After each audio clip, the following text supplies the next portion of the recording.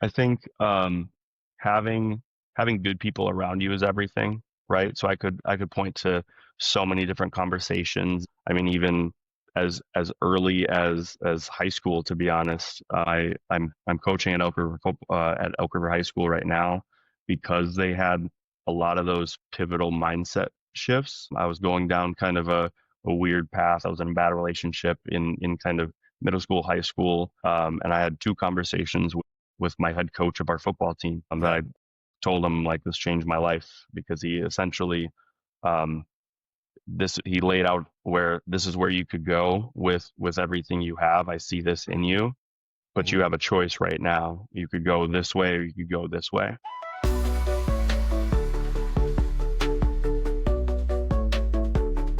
Hello, everybody. Welcome to another episode of the Habitual Growth Podcast. I've got a good friend of Lisa's actually on the podcast today.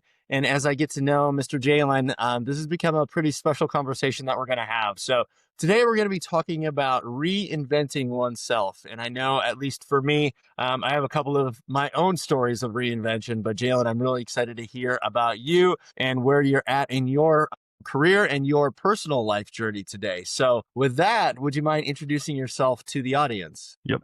Like you said, I'm Jalon Nielson, and I've done a lot of things, different things in my life. I'm only 27, but to your point, I've kind of reinvented myself a couple times because out of necessity and want also, right? So I grew up in Minnesota, born and bred, and was here for 20 years. Played football, athlete, I wrestled, all those types of things, and that's actually what laid a lot of foundations for kind of my mindsets and being able to adapt and things like that. My family life wasn't always the best when I was young, so that gave me the mentors and things that just helped me grow. And then graduated from St. Thomas. I was thinking the pre-physical therapy route. I love rehab and helping people just grow, be better, and whether it be physically, mentally, whatever it may be. Um, Got about halfway through, and the extra $100,000 that they don't help you with got a little daunting, and I didn't know if I wanted to do it for sure. I was lucky enough because I was at St. Thomas. I had stopped playing football because of injuries and different things, and actually had an internship at the Vikings training facility. So we were training NFL, NBA combine prep type guys, and we were working with athletic trainers, personal trainers, physical therapists all under one roof. And that's kind of the first time, really, I would say that it started to shift where I'm like, I could do this, I could do something different. It Mm. showed that it wasn't all just the clinical old school physical therapy. There's things where you could help people in other realms. So I made two tough decisions at that point where I decided to stop playing football because of finances and injuries, and that was my identity at that point. Didn't know what I was going to do after, but then also switching from physical therapy track to kind of almost unknowing where I didn't know where I was going to go, but I wanted it to be in physical fitness. And then graduated in St. Thomas. We were talking a little bit, and my wife's family actually they were moving down to Florida. My family was in Minnesota, but we didn't have much else. So we're like, you know what? Let's see something different, right? Let's get out of the snow for a little bit. The 6 months of winter got to be a little bit much. So went down to Florida. We were there for 2 years. Great experience. It was awesome. Not for me personally, just because that drastic shift of 6 months of winter to endless summer was a lot. While we were down there, I started working at a gym, Crunch Fitness, just as a trainer. I actually got my certification for my certified personal trainer certification a second time because I had gotten it just to look good on physical therapy applications and things like that. I'm like, oh, I'm never going to be a trainer, all this type of stuff. I don't know if there's money in it. I don't know if there's a career in it. So I let it lapse. And there was a Crunch gym 5 minutes from my house. I'm like, you know what? I need a job. I'm right here. Let's go in there. That was kind of a weird and funny story too, because I applied, I interviewed, nobody said anything back. I'm like, all right, didn't get it. Cool. I went in like 3 times, and then the last time I'm like, all right, man, what did I do wrong? Where can I grow? Whatever it Mhm. may be. And then Mhm. on the spot, he's like, you know what? You're persistent. Let's get it going. Wow. So it was That's literally awesome. just persistence, and again, looking to grow even in failures, you know. And then Was there in Florida. After that, I was probably a coach 8 months, roughly. And that was a tough transition. It's 100% commission, no income starting out. So growing within that, it was really hard at first to ask people for money that I could not pay for. I couldn't, I look at I was wallet watching myself, but then again, you go through and you learn that if I bring that value and you find the people that can, that doesn't matter at all. It's just finding those types of people. So fell in love with coaching people. 8 months in, I had been top coach about 5 of those months, just because of just grind, hustle, effort. And then fell in love with helping people, helping other coaches, things like that, right? And then hurricane hit, Hurricane Ian, Category 5 hurricane. We were in Cape Coral. So it was right over our heads, like 15-hour storm. And literally the day after that storm, we lost our power for 14 days after that. And I'm like, my wife and I are like, we're not doing this again. They do this every year. All my clients are like, wake me up when it's a Category 3 or higher, because it was going to be a 2. And then it turns to us and it's a Category 5. And we're like, all right, A lot. it's a lot. It was a lot. Yeah. 150-mile-an-hour winds, all that. So I called my manager that actually hired me, after my persistence. He had moved up to North Carolina to help grand open a new gym. Mm-hmm. So I reached out to the VP. I was like, hey, I hear about this opportunity. I was talking to this person. I'd really love to put my hat in the ring. Yeah. And at that time, I was 23 years old, right? I had been in the industry for barely a year. Mm-hmm. And again, looking back and emailing the VP, proud of that. In again, like, people don't know what you want until you tell them that you want it. Yeah. So then he's like, I've seen your numbers, everything like that. Let's move you up into this manager and training role. And then we'll go from there. And then did well, moved to North Carolina, grand opener gym, was an assistant manager for 3 months. Mm-hmm. Hired 30 coaches, trained 30 coaches at once, ran that gym, helped run that gym for 3 months. Really successful, went really well. And then was, after 3 months, promoted to personal training manager. So I was over everything on the personal training side. I loved Crunch in the sense that we worked hand in hand with the general manager. Nobody was above each other. He had his silo, I had mine, but we worked together to grow everything. And then in my time with Crunch, I helped grand open 5 gyms. I worked at 4 gyms and was a training manager for them, kind of next in line to be a district. I was top 10, top 5 in the company as far as personal training managers. Mm-hmm. Again, after just 2 years in the industry, and it was really funny and fun to be in those district meetings and things like that. And we would talk about length of time in the industry, and you got like 20 years, 30 years, 40 years. I'm like, I got 2. But it just goes to show, again, like, hustle, effort, and being able to connect with people, I think, is everything. Yeah. And then we were talking a little bit before, and North Carolina even it was great, but there were some things that I come from a addiction household. And some things that I kind of went through caused some strains on my marriage, to be honest. And looking at my why and why I'm doing what I'm doing, why I'm trying to be successful, Mm-hmm. as soon as something is taking away from that, I need to shift, right? So my wife and I made the decision to move back to Minnesota after 2 years in North Carolina, and just to be closer to friends, family, community. Some of my grandparents were older, so being here as much as I can to be in that community. Mm-hmm. Was really important to us. So I had to take a step back. That's where I met Lisa. I took a step back to just be a coach at Lifetime, just focus on my people, the individuals, and what got me to where I was. And then, I about 3 months into there, unfortunately, the finances didn't come with it quite as quick as I needed.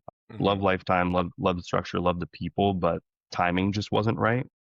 I actually got top trainer in my second month, and then 2 days later I put in my notice, just because I'm like, thanks, but I just need to do this for, again, my family, myself. So now I'm a sales rep for a legacy restoration, for a home restoration company here up in Minneapolis, St. Paul area.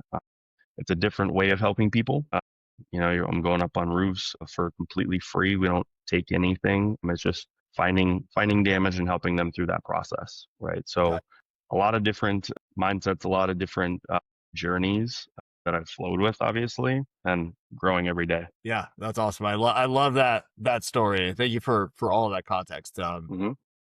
You touched on a number of different areas. We talked about career development. You touched on working with coaching with people. You talked about reinvention and personal growth. So we're going to get into all these things, but I'm curious because I 42, as I look back on my life and I look at some of the pivotal periods where there were big transitions in life. At one point, there was my wife and I had a baby on the way. We had no cars and no jobs just because of how entrepreneurship, startup life, just life in general goes sometimes. And so, it looks like you handle a lot of that very well. You're still pretty clear on where you're going, but I'm curious, with the perseverance discussion that you talked about for that first job, Hmm.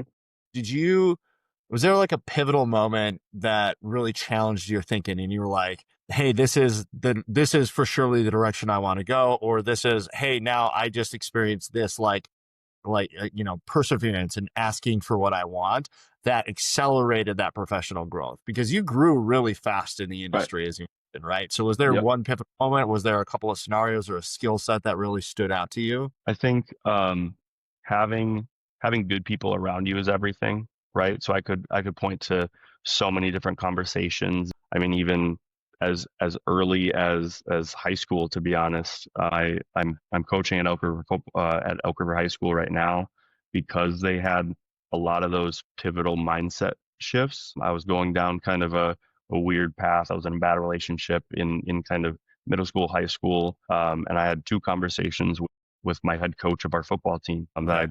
told him like this changed my life because he essentially um, he laid out where this is where you could go with everything you have. I see this in you, but you Mhm. have a choice right now. You could go this way or you could go this way.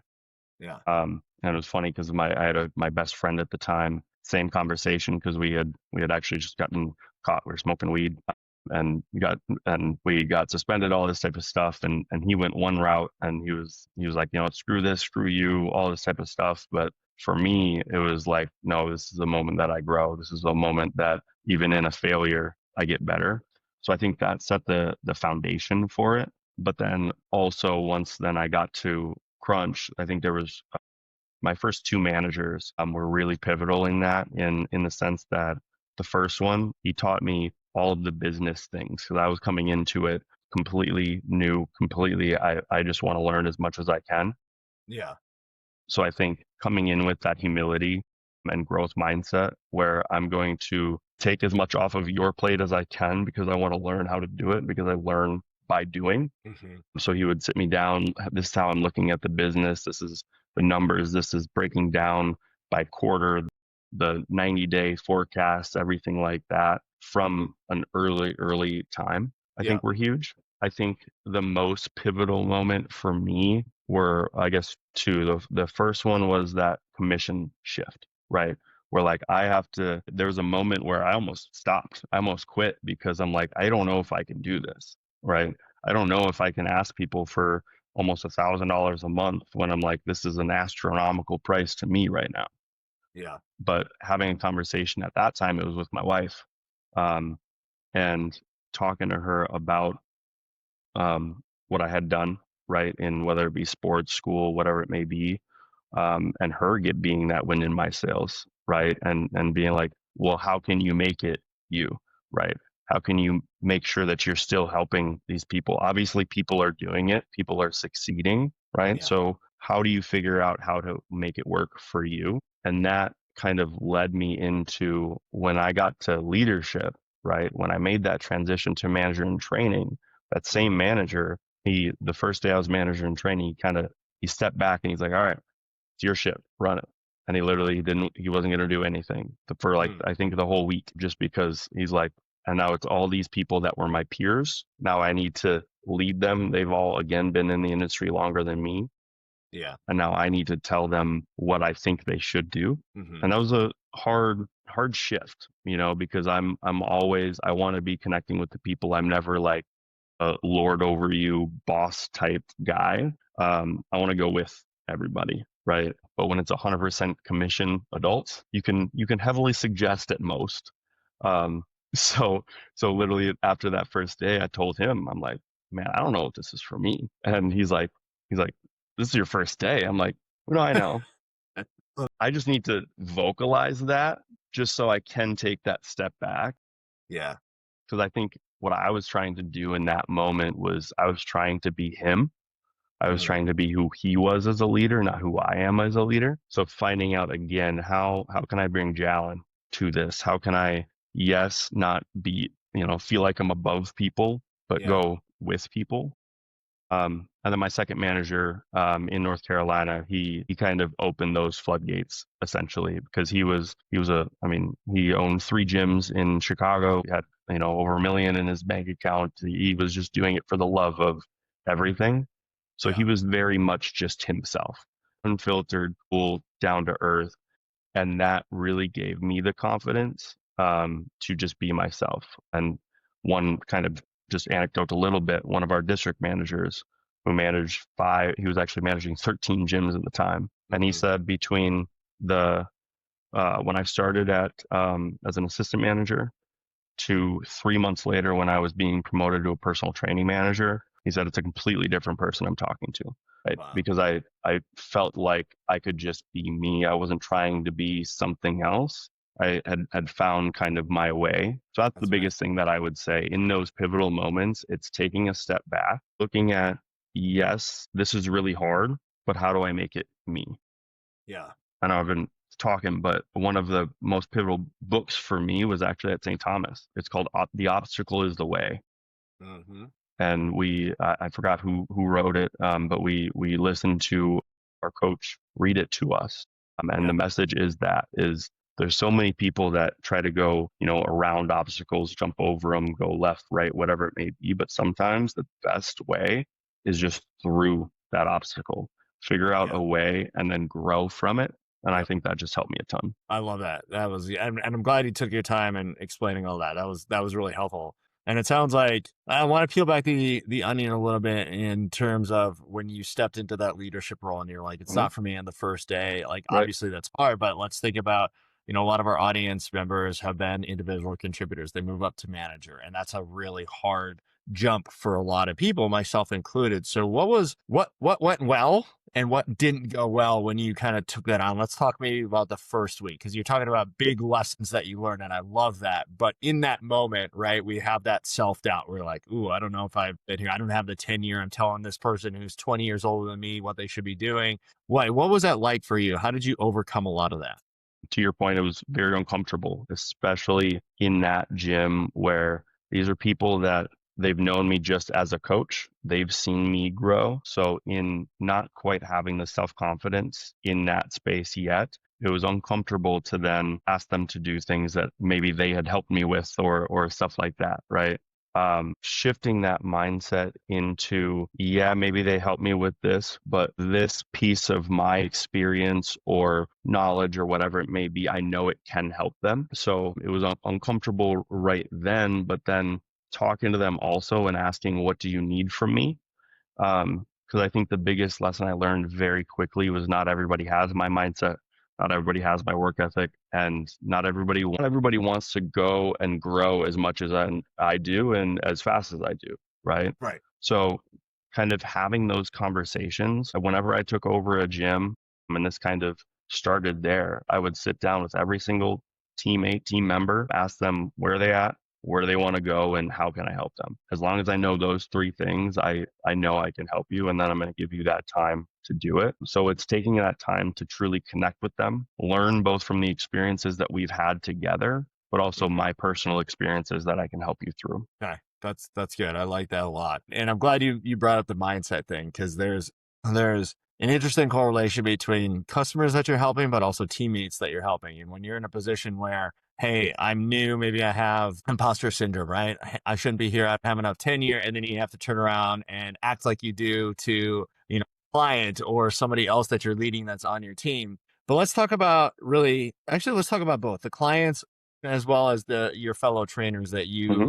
ended up either peers with or ended up managing over time. What's the biggest mental shift that you see a lot of people needing to take or wanting to take when they first start their fitness journey. So you get somebody that's coming in who's maybe newer to fitness and they want to jump in and they want to get in shape. And then let's also juxtapose that to maybe newer trainers like yourself that are in the industry. They're trying to grow their own professional career, their pipeline, all that kind of stuff. Like, what do you see as the biggest mental barriers for a lot of people when they get in? I think it's, especially in today's day and age, with all the instant gratification that we have, I think it's seeing the bigger picture, right? Knowing that the littlest things make a huge difference in the long run, knowing and feeling that the work that you're doing when nobody's watching is going to bear fruit in time as long as you're consistent with it. I think so many times, if we're talking fitness, right, you see a bunch of like these online coaches, hey, come see me, we'll make 10 grand a month, we'll make 15 grand a month, all this type of stuff. If one, it's a very select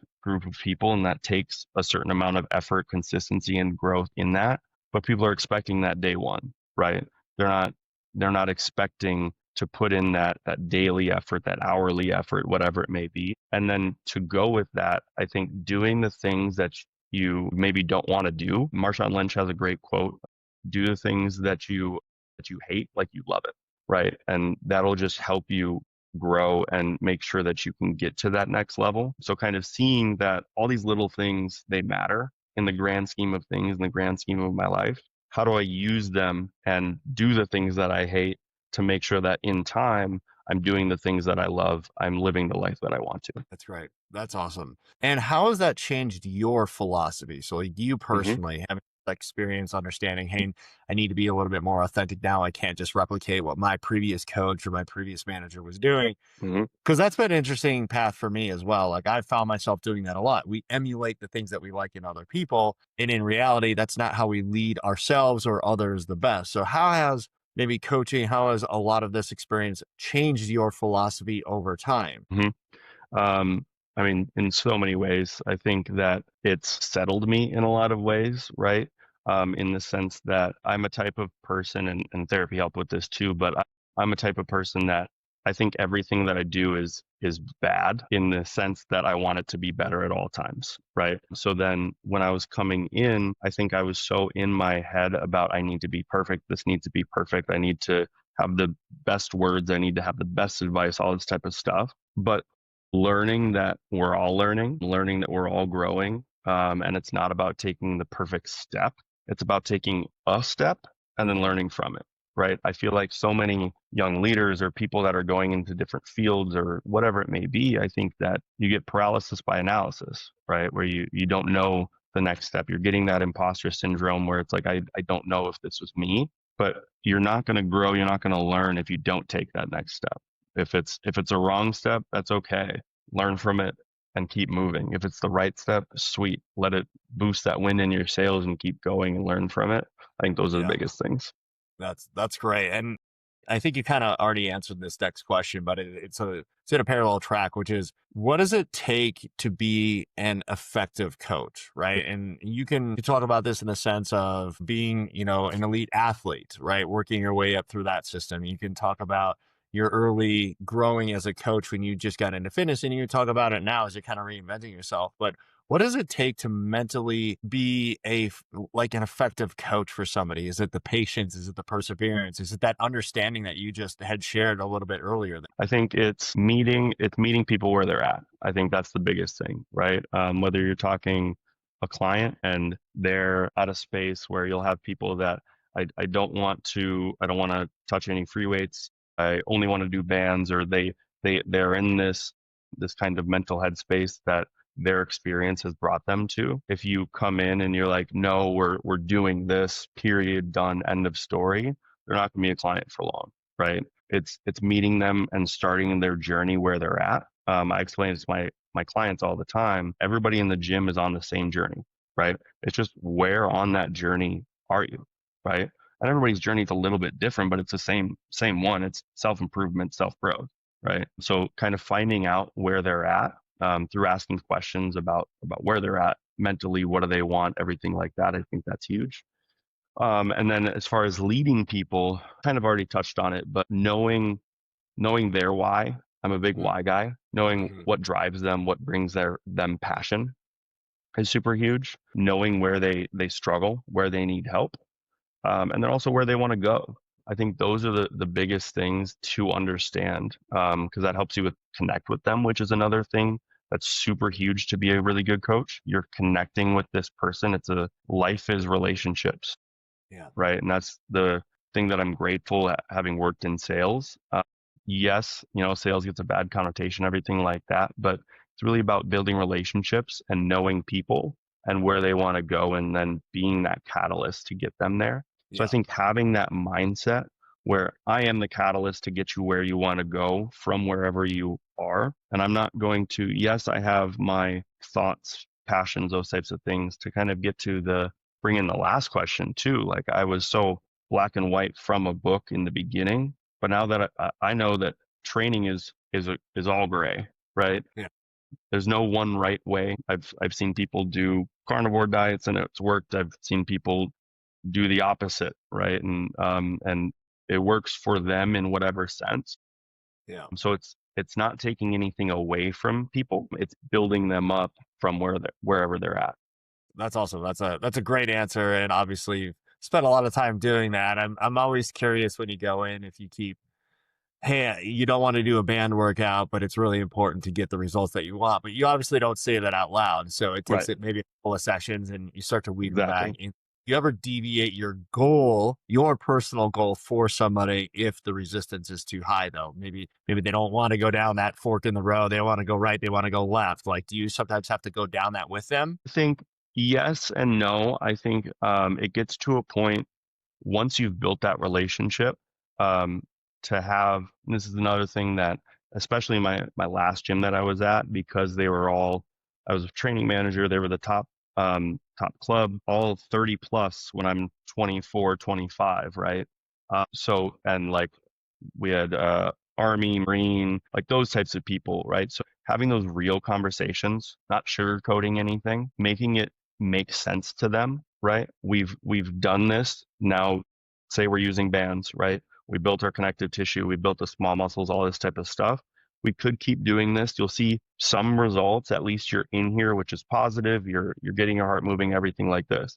But if you want to get here, whether it be bringing in studies, whether it be bringing in experience, whether it be whatever, it's again taking that step back and being like, this is the bigger picture. This is where I see. Let's just do 1 day of this, right? Yeah. 2 days of bands, 1 day of this. Let's just see how you like it. I'll make sure that we can still make it fun. I'll still Yeah. make it so you're not you can sit down on the toilet, whatever it may be, right, without soreness, whatever. Yeah. So it's kind of walking them to the bigger picture without scaring them. And I think that again, if you know who a person is and what really matters to them, then you can help them to that conclusion too. Yeah. I mean, that makes sense. Absolutely. And I think that's, I mean, that's exactly what we coach here at Habitual Growth as well, which Hmm. is like, hey, this is great. You've started. And honestly, like I go to the gym and I look around and I look at all the different people, the body shapes, the mentality, are you really into it? Are you just talking to somebody? But the fact that people are there, honestly, I get excited about. Yep. Like you're hands down better than everybody that is just sitting on the couch at home, binging Netflix, right? So I always have this appreciation, but I'm always curious how often do you get resistance from people mentally? Like, what are the most effective ways that you've seen to break through somebody's mental barrier? And maybe it's like you said, maybe you're just, if you really want to get here and you paint the goal a little bit differently, but you're Right. more explicit about the steps that it takes to get there. But are there other tactics that you're using to really get people to rethink their own mental barriers? Because that's such a massive issue for everybody. It doesn't matter if you're a professional, an entrepreneur, just starting out, you're 65 plus and you've been doing the same thing your whole life. We're all in these like boxes of our mental creative thinking, if you will, where it's like it's really hard for people to build those new neural pathways to get out and try something new. What do you personally do when you're trying to get through to somebody? You have to start with the why, what, how, right?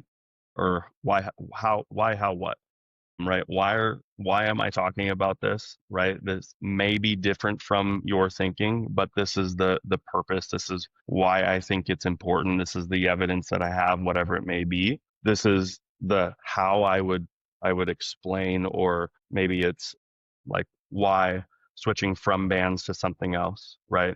This is why we need to do it, because it's going to stimulate more muscle growth. It's going to stimulate burning more calories. It's going to help you on that weight loss journey and just maximize your time in the gym. How we're going to do it is we're going to baby step, right? We're going to start on some machines that are just going to be super easy. So they're making sure that we're not overstepping where you're never going to get hurt like you're worried about. We're going to make sure that we're safe, but we're still pushing ourselves. And then what's going to happen down the line is you're going to be more efficient. It's going to help you in the long run. So I think it's painting that bigger picture. One moment actually that comes to mind, because sometimes it's reshaping their thinking on it. I was when I was a training manager at my first gym, that I was an overall training manager.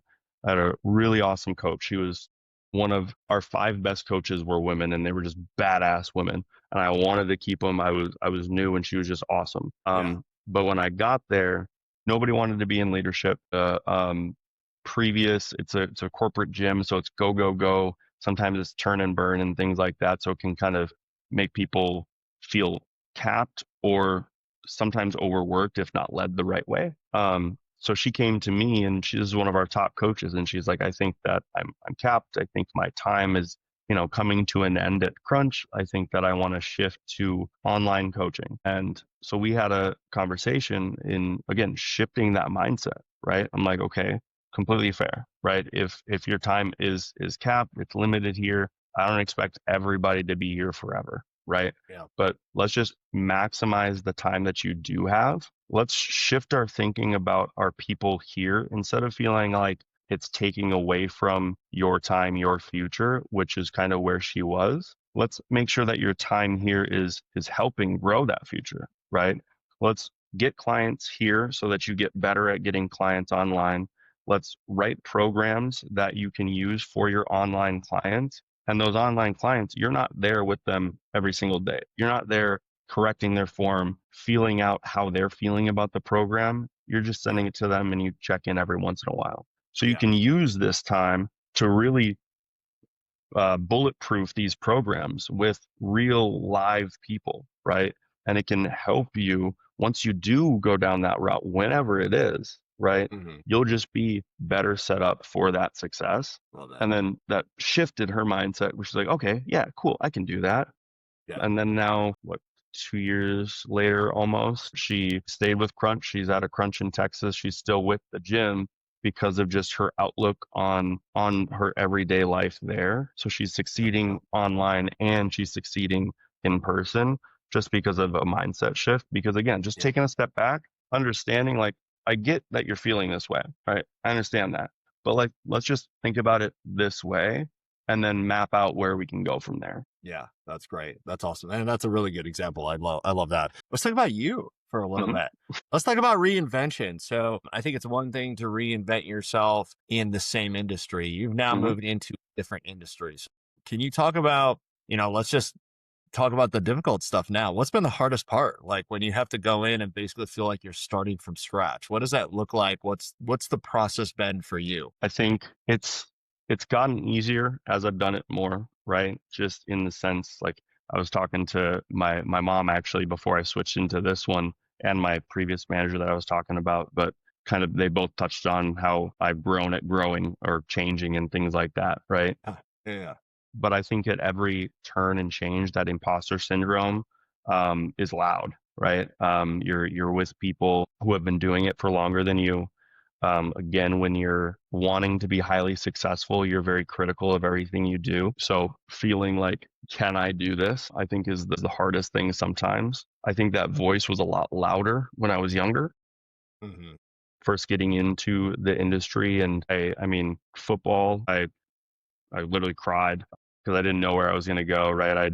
My identity to my family, to my friends, whatever, was football, right? But you're not going to do it forever. But it was a hard shift and a break for me where it's like, I need to figure out what else I can do. And then same kind of thing with PT, because about 2-3 years, that was my career path, right? And there's so many people that think that whatever kind of in that 20 to 25, you need your life figured out. So I was in that mindset. So trusting in that moment that yes, it's scary as hell, but again, taking that next step instead of that next perfect step is the biggest thing. And then I think feeling the shift from training to this, I think I've allowed a lot of those lessons that I've learned in that time, right? Whether it be reframing my mindset, right? I'm a sales rep.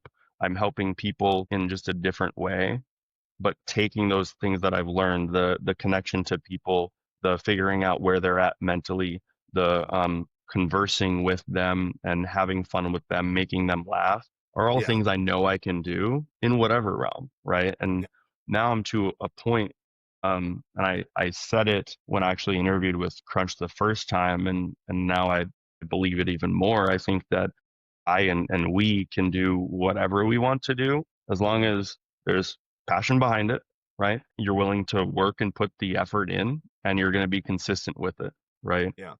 As long as you have those three things, it might be scary as hell, but if it's something that you truly want to do, and it's going to provide for your future, Hmm.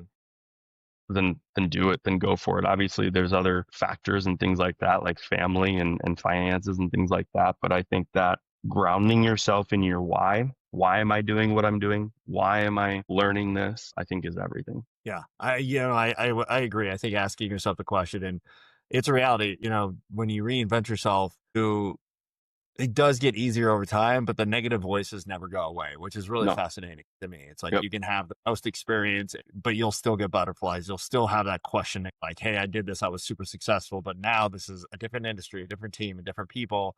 So things get a little bit more quieter. I've learned patience is a big one, and giving yourself a little bit of grace of like, hey, I don't know these things. I know I don't know these things now versus, when you're I mean, you're a young man, but when you're in your 20s and even in your late Hmm. teens, you're like, I got everything. I know it. Right. It's totally fine. And then it can be humbling to get out there in the world and realize the more you know, the less you know. And I Yes. really having the patience and the grace piece of that. And I think seeking seeking that help, seeking that mentorship. Again, I'm very grateful. I tell people I'm an amalgamation of the people that have came before me, the mentors and things like that. Right? I've learned and picked pieces of. I like how you said that. I like how you interacted or acted, whatever it may be, and just like take things and make them me, Yeah. from people that have been there, done that, those types of things. So I think it's having the humility to learn from the people that maybe are younger than you, but have been in that industry longer, or are younger than you and just have a different mindset, or obviously the people that are older. And knowing that, I think one thing that helped me too is that I would look at those people that have been in the fitness industry for 20, 40 years, and I wanted to be them now, right? But you don't see the 20 years that led up to that and all the lessons that they learned. So knowing that if you're not that right now, that's okay. But while you have that knowledge, that experience, learn from it, ask the questions that you have, because it'll just help you grow. Yeah, 100%. What let's talk about identifying the need to pivot or Hmm. change. That's something that you've noticed, and you dropped this on early on in the conversation of like, hey, the money didn't follow the training this time around, and I'm sure there's other things to unpack in that. Hmm. But like, when did you know it was time to change? When did it really feel like, hey, I'm not satisfied with this path, or this path feels like it has a dead end? Because I think Hmm. a lot of times the audience, myself included in this, you get to a point and you're like, I don't know, like I still see the light through the tunnel, but at the same time, like I don't know how far along it is, or my circumstances don't allow me to change. And then there's always the situations where the obstacle is the way, but it's just too big of an obstacle to even get around, and you're just forced to go left or right. Yes, I think that the hardest shift was from Crunch back home because I'm leaving something that, like I said, I was top five, top 10. I mean, there was talks and thoughts of next district manager in time, like VP could have grown and all this type of stuff because of great people, great mentors and everything like that. Yeah. But I think in both of those, again, it comes back to I want to be successful to set my future self and my future family up with the life that I want them to live. Right. Like I said, I had a tough upbringing, kind of not in the crazy sense, but my family are addicts and things like that. So I saw a lot of things and Hmm. framed a lot of that early childhood. There was sometimes that bills and stuff like that weren't paid as much as I wanted to. So bringing it back to that and thinking about what am I doing something right now that is going to keep my future family from living that aspect of my younger life? And then the reason that I moved back and left Crunch, actually, it was I was working with a therapist. So I would recommend that for everybody. Just talk to somebody, right? Some third party person. But we did a really cool exercise that helped pivot my mindset and has helped frame a lot of what I have been doing.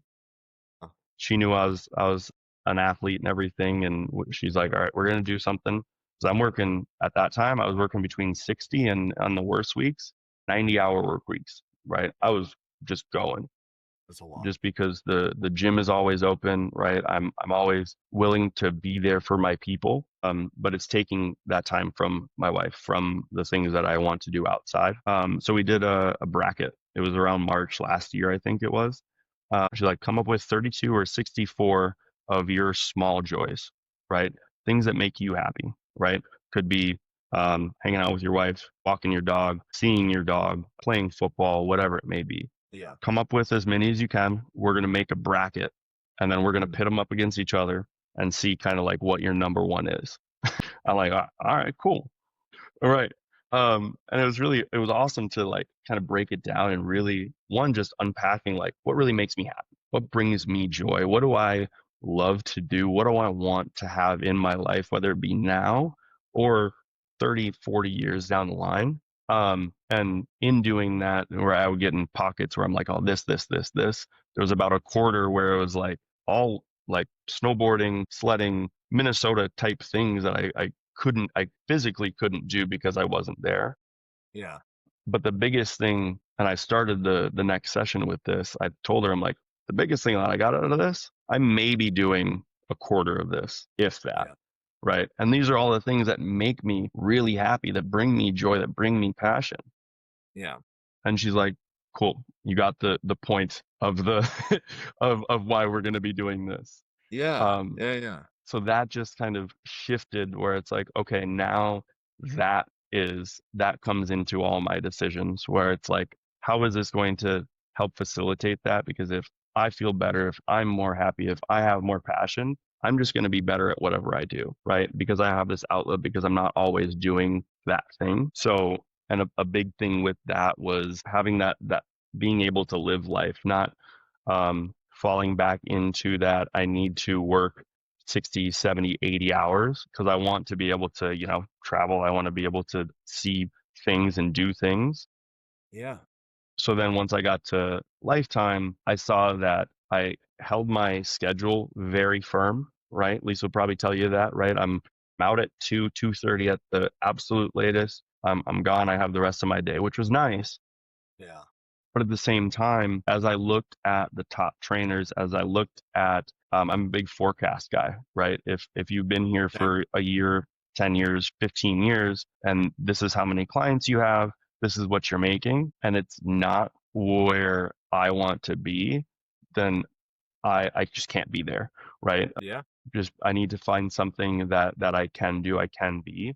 And that's kind of where it got to. And then also in the back of my mind, because I love growing, I wanted to push myself and grow in a different way and diversify my work experience, Yeah. show myself and others like I want to show that I can do other things, right? Yeah. I want to show that these skills that I've learned, they can transfer to X or Y or whatever it may be.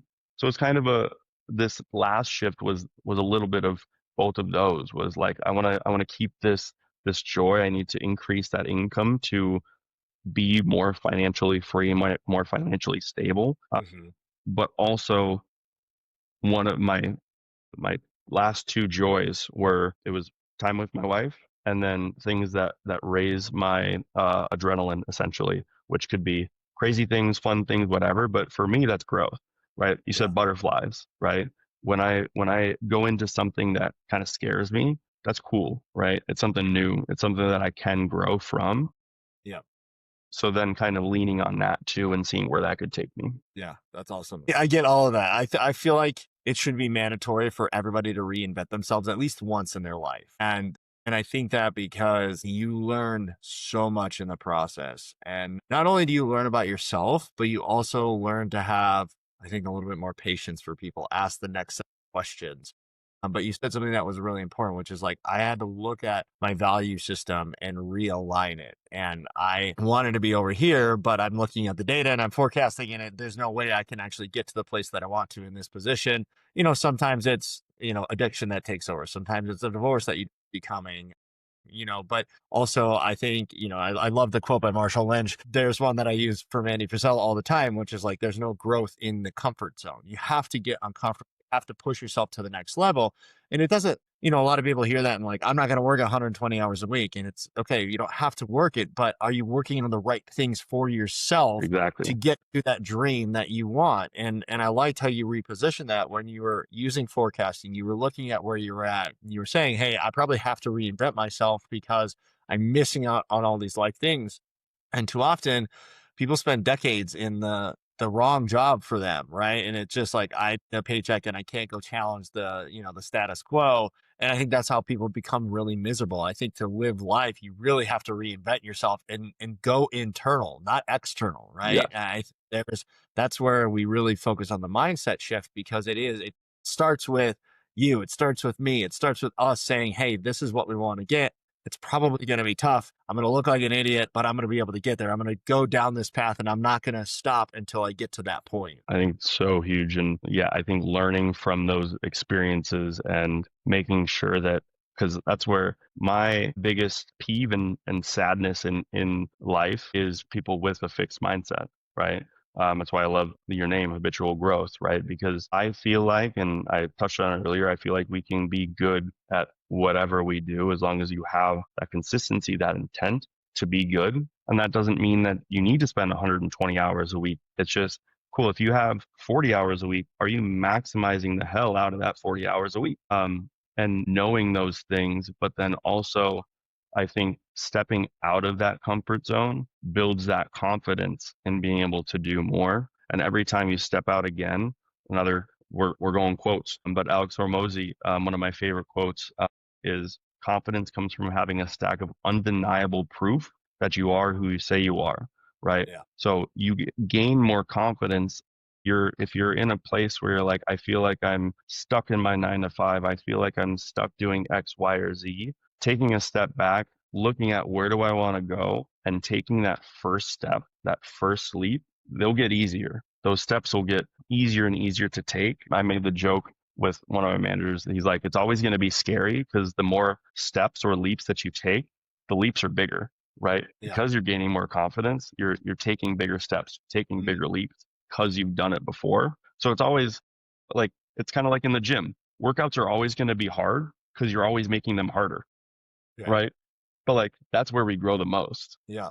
Yeah. Or at least you should be making them harder. And if you aren't making them Exactly. harder, then you're True. not growing. So that's, it's the reflection period that's really good. And love Alex Hormozy. I think he's doing a lot specifically for younger generations that are really trying to figure out what's the best path. And I think that's the key, is like understanding there is no best path. There's a path for you and you get to dictate what that is. And part of that journey is just simply reinvention. It's talking to somebody, finding the right mentor, surrounding yourself with the right people, all the stuff that you've done incredibly well. And it's been proven in your track record. You're growing so fast in the industry, reinventing yourself. You're going to do it again in this new one. And I think that's an incredible story. So I appreciate you pulling the curtain back a little bit today. And I think that also seeking people that are mentors outside of your field, maybe in a field that you are interested in, or maybe just a complete outside field, I think is super beneficial and just super helpful too. I mean, that's where I'm very grateful to have had my time working with people directly. People that train like Lisa, right, are very successful people. There's a reason that they can train, they want to grow, all this type of stuff. So learning from every single one of those people in whatever field that they're in, what they've learned from their field, what they've learned in their life, what they've learned for their marriage and stuff like that. I think looking at every day or every relationship, every interaction as a learning opportunity, I think is super huge, because it can just show what you want to do. It can show you what you don't want to do. And then you just make that decision and move. Yeah, I love that. So self-awareness is massive, and then just paying attention to what you like and what you don't like. 100%. This has been incredible. So I want to be respectful of time. Thank you so Well, I much for appreciate you. sharing with us today. Where can people find you if they want to get in touch with you? So I'm on Instagram. My name, Jalon Nielson, JalonNielson. That's probably the best. Otherwise, email me. I'm also an online coach. I wanted to keep that space open for people that I've maybe coached in the past or people that I'm going to be coaching. So even if you just email me at my name, JalonNielson65 @gmail.com, reach out, DM me, email me, whatever it may be. My why is inspiring people to be better than they were the day before, whether it be through coaching, talking, whatever it may be. So yeah, reach out. I'm here to help. That's amazing. I love that. I didn't even know you're doing the online thing still. So look at you, like just running both paths in parallel, which is incredible. That's fantastic. Well, audience, if you made it this far, thank you for listening. Ellen, this has been, like I said, incredible. It's good to get to know you. I like doing interviews where I don't know the guest that well either. Right. So I'm glad we talked a little bit Fun. offline, but I'm sure this is the beginning of something really beautiful. So, Love it. with that, we'll wrap it up there. Thank you very much. Look forward to the next time we connect. You too. Thanks, man. All right. Yep. Bye. Have a good one.